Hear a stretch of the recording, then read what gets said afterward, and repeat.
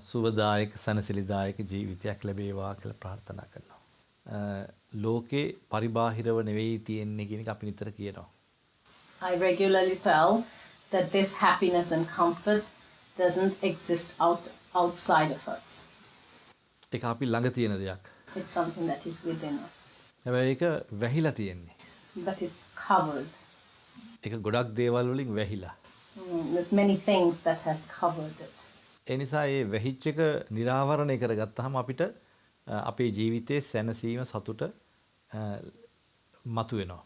So when we uncover it again, our happiness and comfort in life can come forth.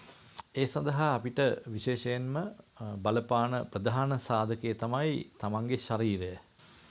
One of the main factors that play in this equation is our body. ඒ වගේම අපේ ඒ සැපත සැනසීම සඳහා බලපාන ප්‍රධානම කොටස තමයි සිත. And then another very important part is our mind. මේ දෙක එකතු කරගත්තොත් සැනසීම ඕන කෙනෙකුට ලබා ගන්න පුළුවන්. If you can combine this well, then anyone can find happiness. ඊළඟට මේ දෙක එකතු කරගෙන මතු කරගන්න සැනසීම තමන්ට ඉස්සෙල්ලාම දැනෙනවා. And when you uncover this happiness within you, you are the first one to feel and benefit from it. ඊට පස්සේ ඒක ළඟ ඉන්න අයට දැනෙනවා. Then the people closest to you will feel it. දැන් අපි හිතමු ළඟ ඉන්න අයට දැනෙනවා කියන එක තේරුම් ගන්න මම උදාහරණයක් කියන්නම්. So for you to understand this, I'll give you an example. දැන් මම ගොඩාක් කේන්ති අරගෙන කලබල වෙන කෙනෙක් නා. So if I'm a person who gets angry and agitated, එතකොට ඒ දැවීම, ඒ වේදනාව, ඒ කලබලය ඔක්කොම ඒ දුක මට තියෙනවා. so then that burning from that anger, the pain, the suffering and frustration, I suffer from it. ඒක මං හිතන්නේ අමුතුවෙන් කියලා දෙන දෙයක් නෑ. ඒක කාටත් පැහැදිලි තමන්ගේ ගත්ත කේන්තිය නිසා, තරහව නිසා, ආවේගය නිසා තමන්ට කිසියම් වේදනාවක් අසහනයක් ඇති වෙනවා කියන එක. So this the pain and suffering you feel from anyone feels from having anger and frustration, I don't have to explain it because I think this is quite a common experience. ඇත්තටම ඒ අසහනය ඇති වෙන්නේ සිතටත් ඇති වෙනවා, ගතටත් ඒක ඇති වෙනවා. And this discomfort and suffering, it happens in the mind and the body. ඊළඟට තමන් ළඟ ඉන්න අයටත් ඒක ඇති වෙනවා. Then people around you also get affected by it. දැන් කේන්ති ගන්න එක්කෙනෙක් එක්කලා වැඩ කරන්න හරි අමාරුයිනේ. As for example, it's very difficult to work with someone who gets angry a lot. මොකද කොයි වෙලාවෙ වරදින්න බෑ. Because you never know, you make a mistake. ෂණයෙන් වෙනස් වෙනවා. And any moment they can change. ඊට පස්සේ මේ වේදනාව ඒ අයටත් දැනෙනවා හොඳට. And then that suffering, that pain, you feel it. මම ඒකට පුංචි කතාවක් කියන්න. I'll tell you a small story. ඉක්මනින්. කොළඹ මගේ පන්සලේ ඉඳලා මට දායක මහත්තයෙක් සංවිධානය කළා ඊට කිලෝමීටර් මම හිතන්නේ 100ක් විතර ඈතක තියෙන දානෙකට යන්න. One day someone from Colombo arranged for me to go and give a talk at someone's house about 100 kilometers from where my temple is. ඒකට කොළඹම ඉන්න තවත් කෙනෙක්ව ඒක බලා ගන්න සංවිධානය කරන්න යොදලා තිබුණා. They had arranged another person to organize and coordinate this. එතකොට ඒ වාහනේ ඒ සංවිධානය කරන්න යොදපු එක්කෙනාට බාර දීලා තුනේ මාවයි තව හාමුදුරුවමක්වයි එක් කරගෙන යන්න. So the guy who's coordinating had to take me and another monk in this vehicle. වාහනේ එවි අර ගෙදරින්. The people from the house sent a vehicle. කොහොම හරි අපේ පන්සලට ඇවිල්ලා මාව ගත්තට පස්සේ ඉස්සෙල්ලම පාරට ඇවිත් යනකොට සාමාන්‍යයෙන් ආසියාතික රටවල් වල තවමත් මේ නීතිය කියන එක පාරේ හරියට අනුගමනය කරන්නේ නැති බොහෝ දෙනෙක් ඉන්නවා. ඉතින් මෙයත් අසීමිත වේගකින් යන්න පටන් ගත්තා. So once the vehicle got into the road, this guy started driving like really fast and a bit crazy. And Mark says in our kind of countries, it's quite common that the road rules are broken. ඉතින් ඊට පස්සේ මම ඒ මහත්තයාට වාහනේ පදවන රියදුරාට කිව්වා අපිට හදිස්සියක් නැහැ කලබලයක් නැහැ අපි හිමින් සීරුවේ යමු අපිට වෙලාව තියෙනවා කියලා. Then I told the driver, don't worry, we are not in a hurry, so just drive slowly, it's fine. හැබැයි ඒ මං එහෙම කිව්වට ඒ රියදුරාට තවත් විනාඩියක් යන්න ඉස්සෙල්ලා ඒක අමතක වෙනවා. Even though I said it, in 1 minute he forgot and he went back to his normal driving. ඒක එයාගේ පුරුදු වෙලා තියෙන විදිහ කියලා මං තේරුම් ගත්තා. So I understood that that's his habit. ඊට පස්සේ අනිත් හාමුදුරුවොත් වාහනේට ගත්ත මගදී. Then we picked up the other monk. එයත් වාහනේට නැගලා ටිකක් යනකොටම මට කිව්වා මෙයා මේ යන විදිහ බලන්නකෝ මේ හාමුදුරුවෝ කියන්නකෝ කියලා මට කිව්වා. Then the other monk also said, my God, this guy is driving like crazy, can you tell him to eat it? ඉතින් ඊට පස්සේ මම කිව්වා මං කීප වතාවක් කිව්වා කියලා මං ආයිත් කිව්වා මේ හාමුදුරුවෝත් කියනවා ඔයා යන විදිහ හොඳ නෑ. ඇත්තටම එහෙම යනකොට වාහනේ ඇතුළේ ඉන්න අපිට තමයි වටපිටාවේ මිනිස්සුත් බනින්නේ මේ හාමුදුරුවෝ යන විදිහද කියලා. ඒ නිසා අපි ගැන හිතලා පොඩ්ඩක් හිමිස්සෙරිය යන් කියලා කිව්වා. So I told him, please, this other monk is also in discomfort, and then when you drive like this, other people will see us and say, oh, look at the way these monks are traveling. So please drive slowly. ඒත් එයා ඒක අහන්නේ. But he didn't listen. එයා ආපහු නැවත අර විදිහටම වැරදි විදිහට යනවා. And he continued to drive like that. හැබැයි දැන් අපිට ප්‍රශ්නේ උනේ එයා හයියෙන් යන එක නෙවෙයි. But the main problem for us was not the driver. අර අපිත් එක්ක යන්න සංවිධානය කරපු මහත්තයාට දැඩි කේන් තියෙන එක්කෙනෙක්. The guy who was coordinating all of this, who was going with us, was someone with a lot of anger. ඉතින් එයා දැන් කේන් තියරන කෑ ගහනවා. So he was shouting. ඒ කෑ ගහන පාවිච්චි කරන වචනත් එක්ක අපිට අරයා වේගෙන් යනවට වඩා අපහසුයක් ඒ වෙලාවෙත් දැනුණා. So then with the words he was using and his tone of voice was very discomforting. අර ගෙදරට යනකොට අපි කලින්ම ගොඩක් කලින් උනුත් ගියා. So we eventually got to the house much faster than planned. එතනින් වාහනෙන් බහිනකොටම එයා හයියෙන් කෑ ගැහුවා අර මහත්තයා කේන්තියෙන් මේ වගේ ඩ්‍රයිවර්ස්ලා එවනවද මේ වගේ වටින ස්වාමීන් වහන්සේලා වඩා එක කරගෙන යන්න මේ කියලා බැන්න හොඳටම. So then as soon as we got down from the car, that other guy who was coordinating is screaming at the people in the house and said, why do you send a driver like this in the vehicle to bring these monks? ඊට පස්සේ අපි එතන දානේ වැළඳුවා. So we had lunch there. අනුශාසනා ඉවර වෙලා අපි ආපහු එන්න පිටත් වුණා. And then after the talk, we got ready to leave. දැන් අපිට ඊට පස්සේ යන්න තියෙනවා ඊට තවත් හැතැම්ම 30ක් විතර එහා මලගෙදරකට. Then we had to go to another funeral, which is like 30 miles away. හැබැයි වාහනේට නගිනකොට වාහනේ ඒකම වුණත් රියදුරු ආසනයේ හිටියේ වෙන එක්කෙනෙක්. So when we got in the vehicle, we noticed that the driver has changed. ඊට පස්සේ අර මහත්තයා කේන්ති ගත් එක්කෙනා එනකොට දිගටම කේන්ති අරන් කෑ ගහපු එක්කෙනා කිව්වා ඇති අන්තම් මේ අර මිනිහා නෑ කියලා. Then the guy who was getting angry got in the car and said, oh, thank God it's not the driver. ඊට පස්සේ දැන් පාරට බැහැලා යනකොට මේ මිනිසයා කූඹියක් යනවා වගේ හිමින් යනවා. Then when we got to the road, we realized this driver is driving like a snail, like super slow.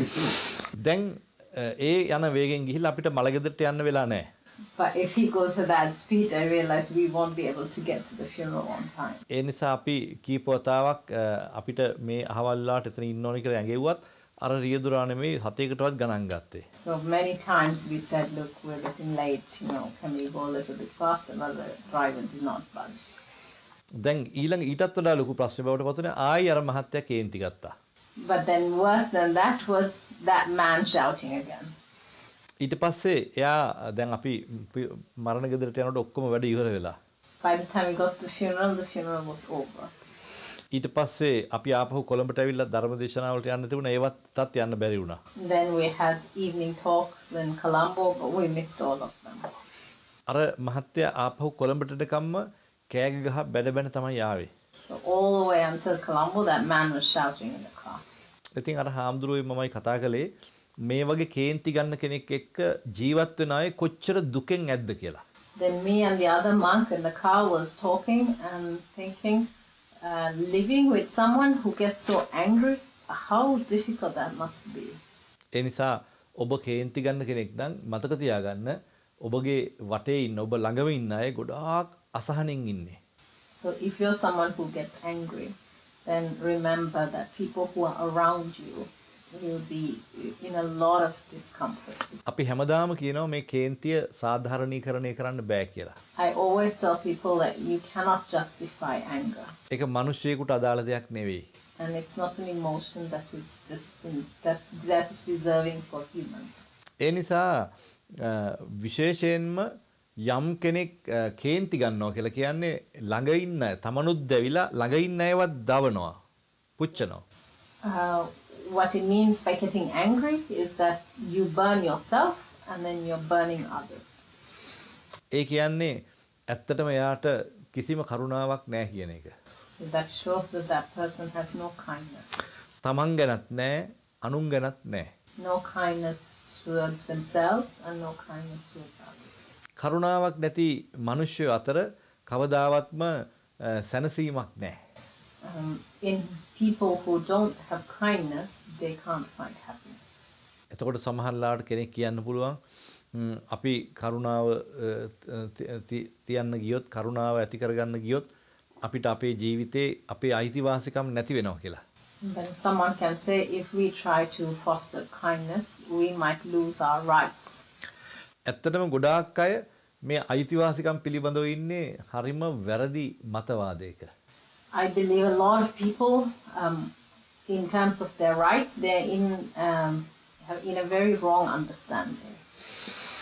අයිතිවාසිකම් ආරක්ෂා වෙන්න අපි කේන්ති ගන්න රණ්ඩු කරන්න කෑ ගහන්න ඕනේ නැහැ. To protect our rights, we don't have to get angry or shout or fight. අයිතිවාසිකම් රැකුණා කියලා ආදරේ කරුණාව ලැබෙන්නේ නැහැ. And just because we win our rights, it doesn't mean that we will win love and kindness. ඒ නිසා ගොඩක් වෙලාවට අපිට පේනවා දැන් ලෝකයේ අයිතිවාසිකම් මත තමයි සියල්ල පවත්වාගෙන යන්න හදන්නේ.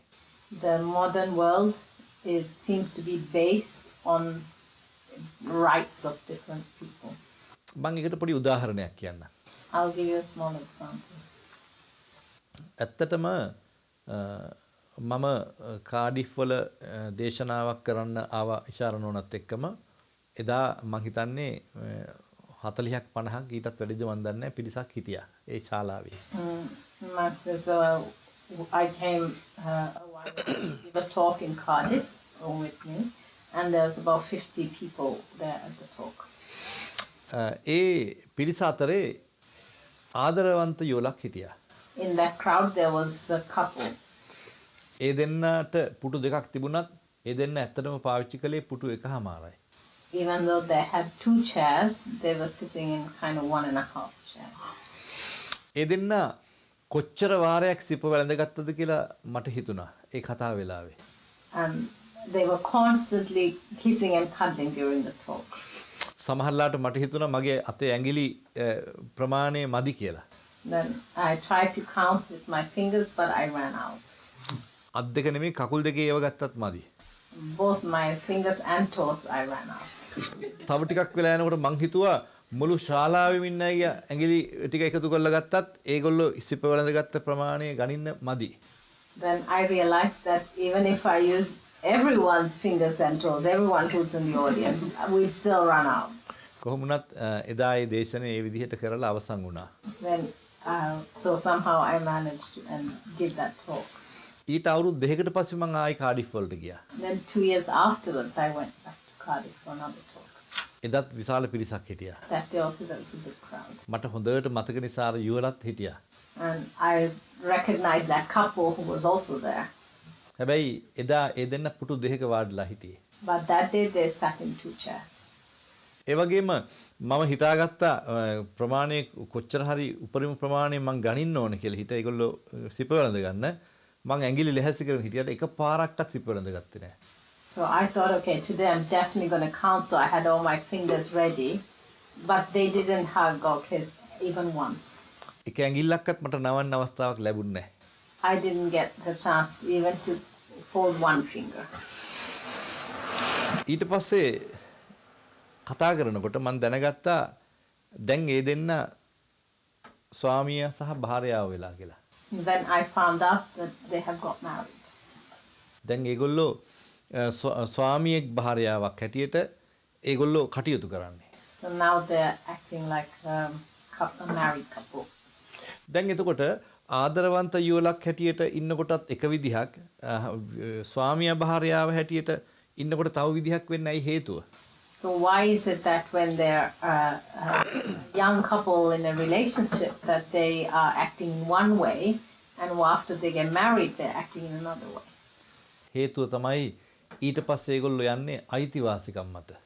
The reason is after they get married they start thinking about their rights. කාන්තාව හිතනවා කාන්තාව හැටියට අපේ අයිතිවාසිකම් අපි රැක ගන්න ඕනේ කියලා. And the wife thinks as a wife that I deserve this. ඒ වගේම පුරුෂයෝ හැටියට හිතනවා අපේ බලය අපි තියා ගන්න ඕනේ කියලා. Then the husband thinks as a man I need to get this. හැබැයි අයිතිවාසිකම් වලට රණ්ඩු කරනකොට අයිතිවාසිකම් රැකෙයි දෙන්නගෙම. So when the focus is about your own rights, then those will get protected. හැබැයි ආදරේ කරුණාව ලැබෙන්නේ නැහැ. But love and kindness will disappear. හැබැයි ආදරේ කරුණාව මුල් කරගෙන කටයුතු කළා නම් අයිතිවාසිකනුත් නිකම්ම රැකෙනවා. But if you focus on love and kindness, then your rights will be protected by it anyway. ඒ නිසා මම කියන ඔය ඇත්තන්ට ආදරේ කරුණාව ප්‍රගුණ කරන්න කියලා. So I would request all of you to work on your love and kindness. ආදරේ කරුණාව කියන්නේ මේ ලෝකේ ගහක් ගලක් වුණත් වෙනස් වෙන දෙයක්. Love and kindness is something that can change even a tree or a stone. ඔබ ගහකට හැමදාම ගිහිල්ලා කතා කළොත් ඒ ගහ වෙනස් වෙනවා.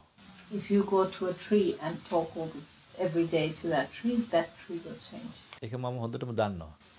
I know this by practical experience. මගේ යහළු මහත්තයෙක් ඉන්නවා. There is a friend of mine. එයා පැරණි දේවල් වලට හරි කැමතියි. He likes old things. ගොඩාක් ඇන්ටික්ස් දේවල් එයා එකතු කරනවා. He collects a lot of antiques. එයා විශාල වත්තක් සමග ගෙයක් බංගලාවක් ගත්තා. He bought a house with a huge garden. ඒක හදලා ඉවරුණාට පස්සේ මාව ඒකට එක්කරගෙන ගියා. After the house was renovated, he asked me to come to that. එක්කරගෙන ගිහිල්ලා ඒ මහත් එක ගහක් පෙන්ලා කියනවා මෙයාගේ මල් හරි සුවඳයි. අවුරුදු 2කමාරකින් 3කින් එයාගේ මල් දීලා තිබුණේ නැහැ. මම මේක ගත්තට පස්සේ මං කිව්වා එයාට හැමදාම මල් ඕනේ කියලා. එයා මල් දුන්නා. So he showed this tree and he said this tree, the flowers smell really beautiful. But for 2.5 years it didn't flower. And then after I bought this house, I went every day to the tree and I said, I want flowers. And then now it flowered. එයා තවත් අඹ ගහක් ළඟට ගිහිල්ලා කියනවා මේ අඹ ගහට අවුරුදු 60 70කට වඩා පරණයි කියලා. Then he took me to a mango tree and said this mango tree is over 60-70 years. හැබැයි මෙයා කවදාවත් මතක ඇති කාලක එයා ගෙඩි දීලා නැහැ. But for the time anyone can remember, it never gave fruit. මං හැමදාම උදේට ඇවිල්ලා කිව්වා එයාට ගෙඩි ඕන කියලා. But I came here every morning and I said, please give us fruit. එයා පළවෙනි අඹ වාරේදීම මට අඹ ගහ පිරෙන්න දුන්නා. First season itself, the tree was full of fruit. ඒක මමත් අත්දැකීමෙන් ලබලා තියෙනවා. Amongst this, I also practically experienced it. ඉතින් ඒ නිසා ආදරේ කරුණාව හැමුවේ ගහක් ගලක් වුණත් වෙනස් වෙනවා. So that's why I said in the face of love, even a tree will change. ඔය ඇත්තෝ වාහන පාවිච්චි කරනවා. You use vehicles. ආදරේ කරුණාව වාහනයට තියෙනවා නම් වාහනෙත් පෙරලා ඔබට ආදරේ කරුණාව තියෙනවා. If you show love and kindness to a vehicle, that vehicle will show you love and kindness in return to you. ඔබ ආදරේ කරුණාවක් වාහනයට නැත්තම් වාහනෙත් අපිට ආදරේ කරුණාවක් නැහැ. ලෙඩ දෙන්න පටන් ගන්නවා. If you don't show love and kindness to your vehicle, it also won't show it in return. It will start to give you problems. ඕනම දෙයක් එහෙම තමයි. It's the same with anything. ගෙයක් දොරක් වුණත් ඒකට ආදරේ නැත්තම් ඒ ගෙදර දි รา පත් වෙනවා. Same with the house. If you don't have love to the house will slowly start to deteriorate. දැන් මම කතා කරන්නේ ගස් ගල් ගැන යාන වාහන ගැන නෙවෙයි. I'm not intending to talk about trees or houses or cars. තමන් ගැන. About yourself. තමන් තමන්ට ආදරයක් තියෙන්න ඕනේ. You should love yourself. තමන් තමන්ට ආදරේ කරුණාව තියෙන කෙනා තමයි අනිත් අයට ආදරේ කරුණාව ලබා දෙන්නේ. It's only when you can truly love yourself that you can actually love others. ඒ නිසා හැම කෙනෙක්ම තමන්ගේ ජීවිතේ කය නිරෝගී භාවයට පත් කරන්න, කය ක්‍රමවත් කරගන්න ආදරය කරුණාව මේ කයට දක්වන්න ඕනේ. So, for you to get your body into health and your body into a balanced state, you need to show love and kindness to your body. මේ ශරීරයට මං ආදරය නැති කරුණාව නැති වුණොත් මේ ශරීරයත් මට ආදරය කරුණාව දක්වන්නේ නැහැ. If I don't show love and kindness to this body, then this body will not show love and kindness to me. මේ ශරීරය අපටම දුක් දෙනවා. Then this body will start to give me. මගේ සිතට උනත් එහෙම තමයි. And it's the same with my mind. ඒ නිසා ලෝකේ ආදරය කරුණාව දැක්වීම තුළ තමන්ට තමයි පළවෙනි ලාභය ලැබෙන්නේ. So when you show love and kindness, you are the first one to benefit from it. ඒක යථාර්ථයක්. This is a reality. ඒක ආගමකට ජාතියකට අයිති දෙයක් නෙවෙයි. It doesn't belong to any race or religion. ඒක හුදෙක් පිළිගැනීමක් පමණක් නෙවෙයි. It's not just a belief. ඒක සත්‍ය වශයෙන්ම යථාර්ථයක්. It's a reality. ඒ නිසා ඔබ ඔබගේ ශරීරය පිළිබඳව ආදරෙන් කරුණාවෙන් කටයුතු කරන තාක්කල් ඔබේ ශරීරය ඔබට සෑහෙන කාලයකට නිරෝගීව පවත්වාගෙන යන්න අවස්ථාව ලැබෙනවා. So for as long as you show love and kindness to your body will keep you in health. ඒ වගේම ඔබ ඔබගේ ජීවිතයේ සිත පිළිබඳව ආදරය කරුණාව දක්වනකොට ඔබට ඔබගේ සිත හරීම සැහැල්ලු වෙනවා. So when you show love and kindness to your mind will start to be very light. ඇත්තටම ආදරය කරුණාව කියන එක අපේ ශාරීරිය විතරක් මේ සත්තු සිව්පාවොත් හරි කැමති. And our love and kindness is not just us, even animals like it. මේ සත්තු හැමතිස්සෙම අපිට කිට්ටු වෙන්නේ අපිට ලං වෙන්නේ ආදරය කරුණාවත් එක්ක. Animals come close to us and become close to us because of love and kindness. ආදරය කරුණාව හැමුවේ අලියෙක් වුණත් වෙනස් වෙනවා. In the face of love, even an elephant will change.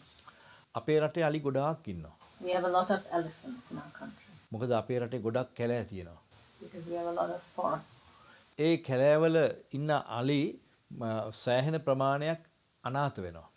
A lot of these elephants, they get orphaned. ඉතින් ඒ අනාථ වෙන අලි පුනරුත්ථාපනය කරන්න ආයතන ගණනාවක් අපේ රටේ තියෙනවා. There's many organizations that rehabilitate elephants. ඒ අය අතරේ කොටස් තුනක් ඉන්නවා. And then these elephants can be categorized into 3 parts. එක කොටසක් ඉක්මනින් ආපහු පුනරුත්ථාපනය කළ කැලෑවලට නිදහස් කරලා යවනවා. One category can be rehabilitated back into the wild really quickly. තව පිරිසක් විශේෂ අවශ්‍යතා මත හැමදාම මේ කඳවුරුළු තුළ තියා ගන්නවා. The one category, they need constant medical attention, so they need to be kept in that kind of environment. ඊළඟ කොටස ඒගොල්ලන්ට විශේෂ අවශ්‍යතා නැහැ. නමුත් ඒගොල්ලන්ව ආපහු කැලේට යවන්න බෑ. ඒ නිසා ඒගොල්ලෝ ජීවිත කාලෙම ඉන්න ඕනේ අර වගේ තැනක. The other category, they can't be rehabilitated back to the wild. ඉතින් So they need to stay in human captivity. ඒ වගේ තැනක මම දන්න ඩිරෙක්ටර් මහත්තයෙක් මට කතා කළා. So in one of these places, one of the directors called me. කතා කරලා මට කිව්වා ඇත්තටම අපේ අනාථාගාරේ හදලා තියෙන්නේ අලි 70කට ඉන්න. He said our orphanage is built for 70 elephants. නමුත් දැන් ඉන්නවා 105ක්. Though we have 105. මං හිතන්නේ එතකොට ඉඩ පහසුකම් පිළිබඳව දැන් මිනිස්සුන්ට නම් ඕන තරම් අපිට සංවිධානය කරගන්න පුළුවන්. නමුත් අලින්ට එහෙම කරන්න බෑ. With humans, we can somehow squeeze them in and find space. We can't do that with them. දැන් අපි මෙතන එහෙම කරගෙන තියෙනවා. We've done that here in the living room. නමුත් අලින්ට එහෙම බෑ. But we can't do that with elephants. මොකද අලි නිසා. Because they're elephants. ඉතින් ඒ නිසා එතුමා මට කිව්වා ඔබ වහන්සේගේ පන්සලේ ගොඩාක් ඉඩ තියෙන නිසා කැමති නම් පුළුවන් නම් අලි දෙන්නෙක් ගෙනහිල්ලා පන්සලේ හදන්න කියලා. So then he called me and said, because you have a lot of space in your temple and you like animals, can you take a couple of elephants? ඉතින් මම ගියා අලි අනාථාගාරට. So I went to the orphanage. උදේ පාන්දර ගියේ. I went early morning. උදේ පාන්දර ගිහිල්ලා හවස් වෙනකම් මං අලි පිළිබඳව අධ්‍යයනයක් කළා. So I went early morning and stayed all day until evening, and I studied each elephant. අන්තිමට මම හවස් වෙනකොට තීරණය කළා කවුද ගන්න කියලා. Then by evening I had decided which. මං අර ඩිරෙක්ටර් මහත්තයා කාමරයට ගිහිල්ලා කතා කළා. Then I went to the director. ඉතින් ඊට පස්සේ එතුමා ඇහුවා අලියෙක් තෝරගත්තද කියලා. අලි දෙන්නෙක් තේරුවද කියලා. Then he asked, did you choose an elephant? මං කිව්වා ඉස්සෙල්ලාම එක්කෙනෙක් ගෙනියන්නම් බලන්න කියලා. So I said, yeah, I have picked one. කාවද ගෙනියන්නේ කියලා He ඇහුවා. asked who? මම කිව්වා එයාගේ නම සාම කියලා. I said I picked Sama. එතකොට මේ මහත්තයා කන්නඩියත් අතට ගලවලා පුටුවෙනුත් නැගිටලා ඇස් දෙකත් ලොකු කරගෙන ශබ්දය ටිකක් වැඩිත් කරලා අයියෙන් ඇහුවා මොනවා කවුද කිව්වේ එයාව තෝරගන්න කියලා. Then he was shocked and he got up from his chair, removed his glasses and stared at me and loudly asked, who told you to take her? එතකොට මම කිව්වා මමයි තේරුවේ ඔබතුමා කවුරුවත් මට කිව්වා නෙවෙයි කියලා. Then I said, no one told me, I chose her. එතකොට එතුමා කිව්වා ඔබ වහන්සේ ලොකු වැරදීමක් කරගෙන තියෙන්නේ. Then he said, you made a mistake. මෙතන ඉන්නවා බලු පැටව වගේ හරිම කීකරු සුරතලයට හදන්න පුළුවන් අලි. He said, there are elephants here who are like puppies. You can keep them like pets. They'll do anything you want. නමුත් දැන් ඔබ වහන්සේ තෝරගෙන ඉන්න ඇතින්න මේ ස්ථානයේ ඉන්න සැරම භයානකම ඇතින්න. I said, but the one you chose is the most angry, unruly and most dangerous elephant we have here. එයා ළඟට කිසි කෙනෙක් ලං වෙන්නේ නැහැ. No one can go near her. එයාව එහාට මෙහාට දක්කන්නෙත් අර බලන අය නොඑක් විදිහට එයාට හිංසා කරලා. To even move her from afar, they have to hit her with stones or. මම දන්නවා ඊට ඉස්සෙල්ලා අවුරුද්දේ ඒ වගේම තව සැරේක් කෙනෙක් හිටියා එයාට හිංසා කරලා මෙයා මරණයටපත් වුණා. I know that the year before there was another elephant who was also like this, very unruly and angry, and he died because the people couldn't manage him, so they used to hurt him. දැන් මම කිව්වා දැන් ඊළඟ ඉරණම මෙයාට තමයි ඒක තියෙන්නේ. And it was clear that this elephant's the next in line for that. ඒ නිසා එයාට තමයි ආදරය කරුණාව වැඩියෙන් අවශ්‍ය කියලා මට දැනුණා. So I said, I feel this elephant needs the most amount of love and kindness. ඒ නිසා මට එයාව තමයි ගෙනියන්න ඕනේ. ආදරය කරුණාව එයාට වැඩියෙන් අවශ්‍යයි කියලා මට දැනෙනවා. So I said, I really feel she needs the most amount of love from all the elephants here, so I need to take her. ඉතින් ඒකෙන් මම මේ වෙලාවේ එකක් කියනවා කවුරු හරි ඔය ඇත්තෝ ළඟ ඉන්නවා නම් ගොඩාක් සැර අය ඕනම කෙනෙක් සත්තු විතරක් නෙමෙයි මිනිස්සු වුණත් ආදරේ කරුණාව ලැබෙනකොට වෙනස් වෙනවා කියන එක මම ඉතාම පැහැදිලිව කියනවා. So I want to say I can confirm that if you have people near you who are not just animals, even humans who are very angry and difficult, in the face of love they will change.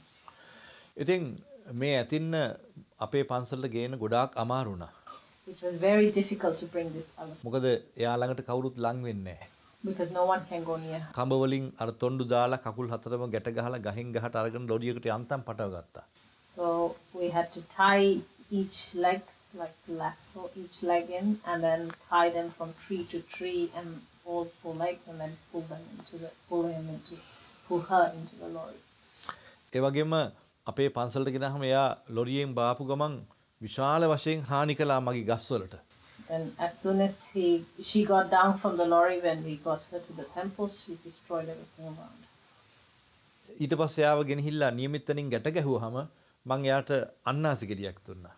Then eventually when we managed to put her and tie her up in the place we had built for her, I threw a pineapple at her. ලෝකේ හැම රටකම තියෙන අන්නාසි වලට වඩා අපේ රටේ අන්නාසි හරිම රසයි සුවඳයි. I believe that pineapples in Sri Lanka are more tastier and smell much nicer than anywhere else in the world. ඉතින් ඒ නිසා සත්තු ගොඩක් කැමති ඒකට. So the elephants really like it. ඉතින් ඒක නිසා මම ඒක ළඟට විසිකලාම එයා ඒක ගත්තා. When I threw it at her, she took it.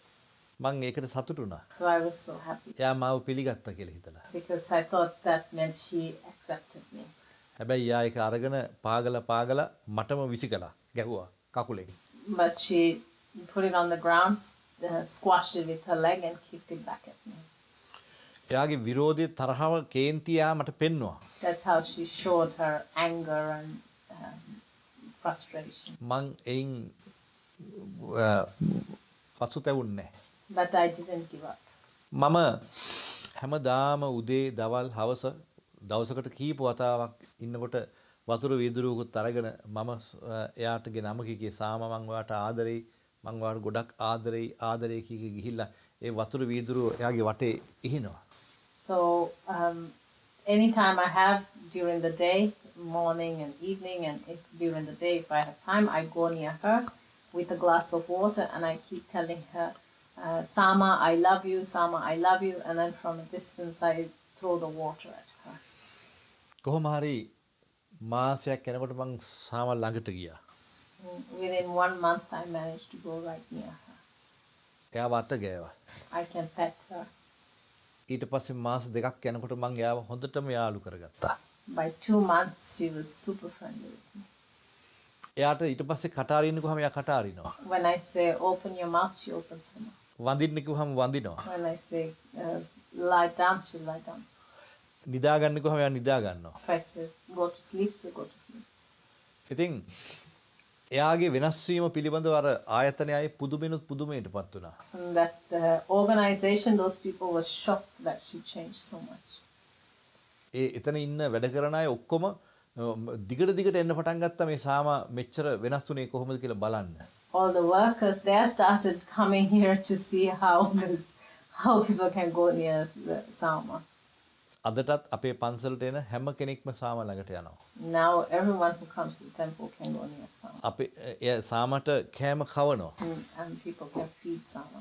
මං හිතන්නේ ඉෂාරණෝන කවලා තියෙනවා නේ. එතකොට ලාරා අපේ යෝග ගුරුතුමිය කවලා තියෙනවා. So I have fed Sama, Lara.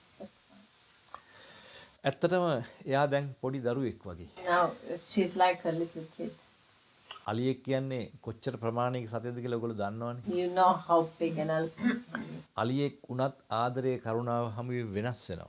Even an elephant changes in the face of love. ඒ නිසා ආදරයේ කරුණාව දක්වන්න පැකිලෙන්න එපා.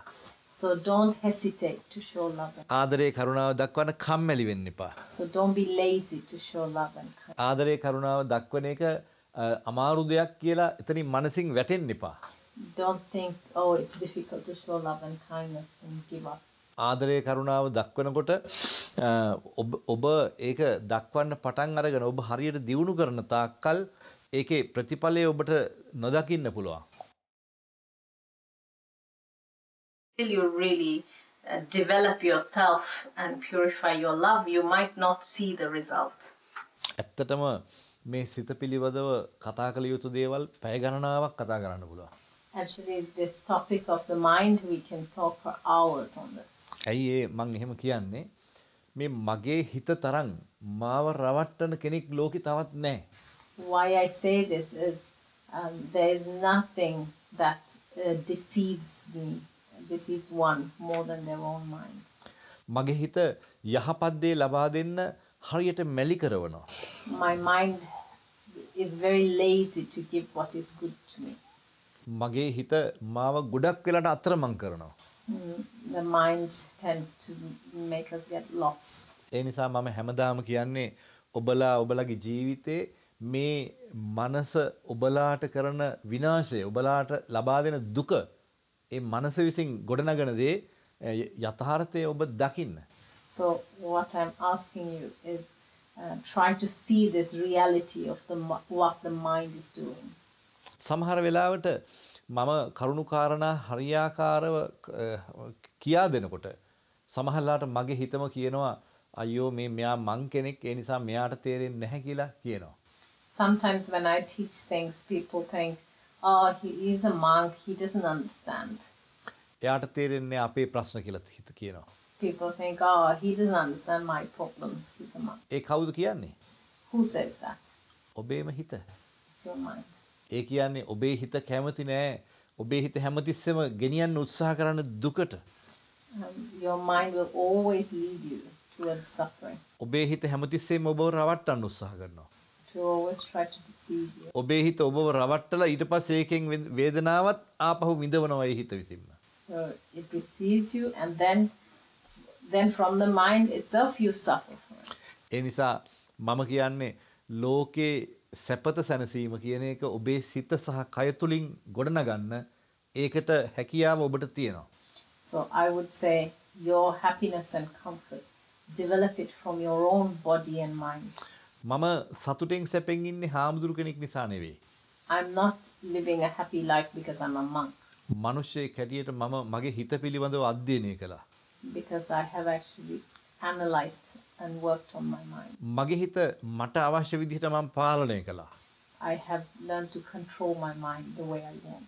මගේ හිතට ඕන විදිහටම හැමදේම යන්න දුන්නේ නැහැ මම. I don't allow my mind to do whatever it wants. ඒ වගේම මගේ කයත් මං පාලනය කරගන්නවා, සමබර කරගන්නවා. And then I also work on keeping my body balanced.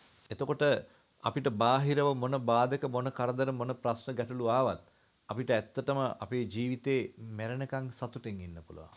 Then no matter what obstacles and challenges we face in life, we can live happily. ගොඩක් වෙලාවට අපේ හිත අපිව සැප කරා ගෙනියනවා. A lot of the time our mind will take us towards. හැබැයි අපිව අවුරුද්දක් සැපවත් කරලා අවුරුදු 10ක් අපිව දුකටපත් කරනවා. So it will take us towards happiness for 1 year and then we suffer from that for about 10 years. ඉතින් එහෙම වැඩක් තියනවද? Is there a point in that kind of happiness? හැම මොහොතකම අපි සතුටෙන් ඉන්න ඕනේ. We should be happy all of the time. මැරෙන මොහොත ගැන හිතන්න. Think about when you're dying. අපි මැරෙනවා කියන එක දන්නවනේ කවුරුත්. We all know we're going to die. කවුරුවත් මැරෙන්නේ නැහැ කියලා හිතන කෙනෙක් ඉන්නවද මෙතන? Is there anyone here who thinks they're never going to die? නෑ, එහෙම කෙනෙක් නෑ. It's not possible. ඒ නිසා මැරෙන මොහොත හරි අපි මැරෙන මොහොත කියන්නේ ඇත්තටම හරි අසරණ අවස්ථාවක්. That moment when we're dying is actually a very vulnerable moment. ඇයි අපේ කය අපිට ඕන විදිහට හසුරවන්න බෑ. Because at that time we can't control our body. පිටතිනුත් අතුලාන්තිනුත්. From the outside and the inside. අපි හරි අසරණයි. When we become very vulnerable. අසරණ වෙච්ච වෙලාවට නේද ගොඩාක්ම සැනසීම අවශ්‍ය. Isn't it at that time that we need the most amount of happiness? ඒ නිසා මතක තියාගන්න මැරෙන මොහොතෙත් අපි සැපෙන් සතුටෙන් ඉන්න ඕනේ. So even when we are dying, we should be happy. මේ මැරෙන්න හදන්න නෙමෙයි කියන්නේ. I'm not saying all of you to look out for dying. කවුරුවත් මැරෙන්න හදන්න එපා. Don't try to die. හැබැයි මැරෙනවා ඒ නිසා ඒ මැරෙන මොහොතෙත් සතුටෙන් ඉන්න ඕනේ. What I'm saying is we are all going to die, but even that moment we should be happy. ඒ අවස්ථාවේ සැප සතුටෙන් ඉන්න එක තමයි ගොඩාක් වැදගත්. Because what's most important is to, මම ඒකට උපමාවක් කියන්න. I'll give you an example. අපි යනවා ගමනක්. So as an example, let's say we all go on a trip. ඒ ගමන අවසන් කරන වෙලාව අපි දුකටපත් වුණොත් එහෙම අපි කියනව නේද මෙච්චර හොඳ ගමනක් ඇවිල්ලා මෙච්චර සතුටු වෙලා මේ අන්තිම මොහොතේ ඇයි දුක් වෙන්නේ ඇයි මේ ප්‍රශ්න ඇති කරගන්නේ ඒ නිසා අපි සතුටෙන් මේ ගමන ආපහු යමු කියලා. And when at the end of the trip, if we have a nice trip and at the end of the trip if something happens and makes us unhappy, don't we say, oh, why did it happen now? We just had such a nice time. Doesn't it ruin the whole trip if we end it in a bad note? ඕනෑම ගමනක් ගිහිල්ලා අවසානයේ කොටස අවසාන අවස්ථාව නේද අපිට හරි වටින්නේ. On any trip, isn't that last moment the most important part of it? අපි චිත්‍රපටයක් බැලුවත් අපි නාට්‍යයක් බැලුවත් අවසානයේ සතුටු වෙන එකක් නේද කැමති? If we watch a movie or a drama, isn't it that last moment where it's a happy ending? Isn't that what we prefer? එතකොට නේද අපි සතුටෙන් සිනමා ශාලාවෙන් එළියට එන්නේ. Isn't that when we leave the cinema hall happy? ඒක නිසා මේ ලෝකයේ තුල අපේ ජීවිතේ නැමැති ජවනිකාවේ අවසාන අවස්ථාව දුක් සහිත අවසානයක් වෙන්න හොඳ නැහැ. So in this trip of our life, that last moment shouldn't be one with suffering. අපිට ඒක තමයි ගොඩක් සතුටින් යන්න ඕනේ. That moment should be a happy. ඒ නිසා මම සහතිකයක් හැටියට දෙනවා. මම ඉතාම පැහැදිලිව කියනවා අපිට පුළුවන් අපේ ජීවිතේ අපේ මනස හරියට කලබනාකරණය කරගත්තොත් අපිට පුළුවන් ඒ අවස්ථාවටත් මුහුණ දෙන්න. So I would strongly say if we can develop our mind, then even that last moment can be a very happy moment. සමහර අය කැමති නෑ මරණය ගැන කතා කරනවට. Some people don't like talking about death. ඇයි ඒගොල්ලෝ කියනවා මරණය කියන්නේ දුක් වෙන මාතෘකාවක්. People say, oh, death is a very sad topic. ඒ නිසා ඒ වගේ අසුභවාදී දේවල් අපි කතා කරන එක හොඳ නෑ කියලා. And they say, oh, it's not good to talk about that kind of negative things. හැබැයි ඒව කතා නොකිරීම නිසා කොච්චර දුකටපත් වෙනවද කියනට මම පොඩි උපමාවක් දෙන්නම්. I'll give an example of if we don't consider these things, how unhappy we will be. ඔබ යනවා සුපර් මාකට් එකට. You go to the supermarket ගිහිල්ලා ඔබට අවශ්‍ය කරන නොයෙක් විදිහේ කෑම වර්ග ගන්නවා. and you go and buy food that you need. අපි හිතමුකෝ උදාහරණයක් ඇරි බිස්කට් පැකට් එකක් කියලා. Let's say a packet of biscuits එහෙම නැත්නම් කිරි පැකට් එකක් කියලා හිතන්නකෝ. or a bottle of milk. අපිට අවශ්‍ය කරන ඒක තෝරගෙන අපි අනිවාර්යෙන් බලන්නේ නැද්ද කල්ලිකුත් වෙන දිනේ? When we choose it, don't we check the expiry date? අනිවාර්යෙන් අපි බලනවා. We check it. අසුභවාදී දේවල් දකින්න කතා කරන්න හොඳ නැත්නම් කල්ලිකුත් වෙන දිනේ කියන්නේ මොකද්ද? If we don't like to talk about these negative things, then why do we check the expiry date? Expiry date කියන එක එතකොට සුභවාදී දෙයක්ද? Is the expiry date a happy thing? Expire වෙන එක සතුටු වෙන දෙයක්ද? Is that something to be happy about? එහෙනම් අසුභවාදී දේවල් කතා කරන්න හොඳ නැත්නම් අපි ඉස්සෙල්ලම කරන්න ඕනේ කල්ලිකුත් වීමේ දිනේ බැලීම නතර කරන්න ඕනේ. So if that's the topic we don't want to talk about, then we should stop checking expiry dates. එහෙම කළොත් අපිට මොකද වෙන්නේ? If we do that, what would happen? අපි විනාශ වෙන්න පුළුවන්. We're just going to ruin ourselves. ඒ නිසා මේ හැම කෙනෙකුටම එක්ස්පයරි ඩේට් එකක් තියෙනවා. So we all have an expiry date.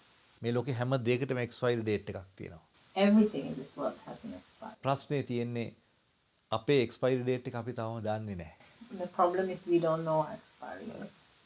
ඒ නිසා දැන් එක්ස්පයරි ඩේට් එක දැනගත්තා නම් කල්ලාතුව අඩු ගානේ ඒ කිරි පැකට් එක හරි බිස්කට් පැකට් එක හරි දිනේට පෙර අපි කාලා ඉවර කරනවා. If we know the expiry date ahead of time, then we'll finish that bottle of milk or that biscuit packet before that. ඒත් අපේ එහෙම දිනේ දන්නේ නැති නිසා අපි හරිම අපිට ඒක හරි ලොකු ගැටලුවක්. But because we don't know our own expiry date, it becomes a problem for us. ඇත්තටම එතනින් අපි අසරණයි. In that sense, we are vulnerable. මීට අවුරුදු 50කට අතීතයේ යන්න. Think about 50 years ago. මීට අවුරුදු 50කට ඉස්සෙල්ලා ජීවත් වෙච්ච මිනිස්සු අතර කීයෙන් කී දෙනෙක්ද දැන් ඉන්නේ? Of people who lived 50 years ago, how many are left now? දැන් මේ ශාලාවේ ඉන්න මේ මිනිස්සු ගැන හිතන්න. Think of all of us who are here now. අවුරුදු 50ක් ඉස්සරහට යන්න. Go 50 years ahead in front. කවුද ඉතුරු වෙන්නේ? How many of us will be left? මං හිතන්නේ අපි කාටවත් ඉන්න පුළුවන් වෙයි කියලා. I don't know if any of us will be there. මොකද ලෝකයේ එන්න බොහෝම භයානක වෙනවා. Because the world is becoming more and more dangerous. ගොඩාක් ගැටලු ප්‍රශ්න එන්න වැඩි වෙනවා. There are becoming more and more problems in the world. බල්ගේරියාවේ පළවෙනි පොහොසතා One of the richest people in Bulgaria. මේ කොරෝනා හැදිලා මරණයටපත් වුණා. So that guy died of corona. දුව හඬ පාරට බැහැලා ප්‍රකාශයක් කළා. Then the daughter made an announcement. දුව කියනවා මම විවාහ වෙන දවසේ මගේ තාත්තා මට ජෙට් එකක් තෑග්ගක් දුන්නා. She had said that when the day I got married, my dad gifted me a jet. ලෝකේ තියෙන සියලුම වටින වාහන මට දුන්නා. He has given me all, I have all the valuable vehicles. ලෝකේ තියෙන සියලු සැප මට දුන්නා. He has given me all the comforts. හැබැයි තාත්තා ඉස්පිරිතාලේ ඉඳන් ටෙලිෆෝන් එකෙන් මගෙන් එක දෙයයි ඉල්ලුවේ. But when he was dying in hospital, he called me and asked for one thing. ඒක තමයි මට හුස්ම ගන්න බෑ. හුස්ම ගන්න හදලා දෙන්න කියලා. He said, I can't breathe. ඉතින් මේ නිකන් තියෙන හුස්ම ටික තාත්තට දෙන්න මට හැකියාව ලැබුණේ නැහැ. And he said, then she said, this air that is there freely, I wasn't able to give it to him. ඉතින් තාත්තා මට දීපු ජෙට් වලින් මේ යාන වාහන වලින් මිල මුදල් වලින් මොකක්ද ඇති වැඩේ කිය කෑග ඇඬුවා. So she cried and said, what's the purpose of all these vehicles and money that I have? ඒ නිසා අපි හිතනවා දැන් අපි හරි ගණන්කාරයෝ කියලා. We think we are quite proud of our achievements. ඒ මොකද අපේ අතපය වල ශක්තිය දැන් තියෙනවා.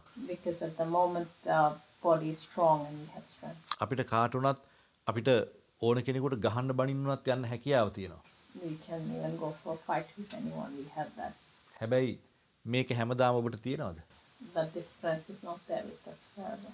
මේක නැති වෙනකොට එතකොට ඔබට මොකද වෙන්නේ? When we lose this, what happens? ඒ නිසා මේ ලෝකයේ තුල ජීවත් වෙනකොට මුළු ජීවිත කාලයේම සැපත සතුට ලැබෙන විදිහට කලමනාකරණය වෙන්න ඕනේ. So when we are living in this world, we have to plan our life in a way that we will be happy throughout our life. ඒ කලමනාකරණය කරන්න බෑ කේන්ති ගන්න අයට. We can't coordinate that if we get angry.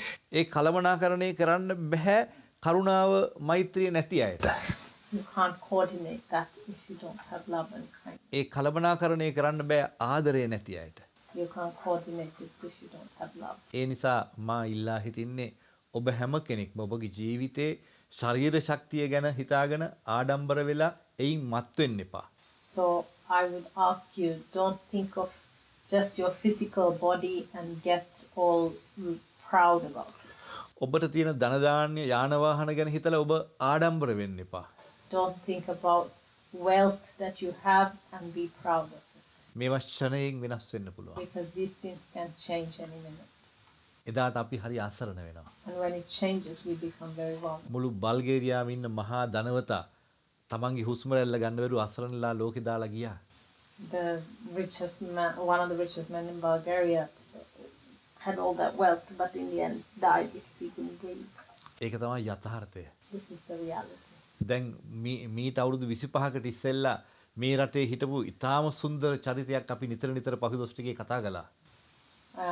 There's a beautiful character of this who was born in this country who died about 25 years ago. A Diana කුමාරිය. That's Princess Diana. Diana මොනතරම් සුන්දර රූපයක් තිබිච්ච කෙනෙක්ද? She was so beautiful. ඇයට මොනවද අඩුවක් තිබුණේ? What didn't she have? හැබැයි සත්‍ය වශයෙන්ම ඒ ජීවිතේ හැමදාම සතුටින් හිටියද? But was she happy?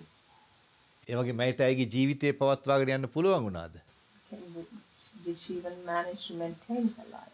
ඒ නිසා මම කියන්නේ ඔබලාගේ මනස තුළ තියෙන ඔය ආඩම්බරකමින් පල්ලෙහාට බැහැලා ආදරය කරුණාව ප්‍රගුණ කරන්න. So I would say leave your egos aside and work on developing love and kindness. ඔබේ ආදරය කරුණාව ඔබට දක්වන්න. Show that love and kindness to yourself. ඔබේ ආදරය කරුණාව ඔබට දක්වනකොට අනිවාර්යයෙන්ම ළඟ ඉන්න අයට ඒක ඉතාම ලොකු සැනසීමක් වෙනවා. When you do that, people around you will benefit from it. මම ඔබගේ ආදරය කරුණාව මට දෙන්න කියලා කියන්නේ. I'm not asking you to give your love and kindness to me. මම මේ කියන දේ අනුගමනය කිරීමෙන් මට 아무තු ලාභයක් ලැබෙන්නේ නැහැ. And then just because you follow what I'm saying, I don't actually benefit. සත්‍ය වශයෙන්ම ඔයගොල්ලෝ ආපහු හම්බ වෙන්නත් පුළුවන් හම්බ නොවෙන්නත් පුළුවන්. Truly, I don't know if I will ever meet you again. හැබැයි මම ප්‍රාර්ථනා කරන්නේ මම දන්නවා සැපතේ සතුටේ වටිනාකම. ඒ නිසා ඒ සැපත සතුට ඔයගොල්ලන්ට ජීවිතේ ලැබේවා කියන ප්‍රාර්ථනාවෙන් මම මේවා කියන්නේ. I'm saying this because I know how nice it is to live a life that is happy, and I just want you to have that.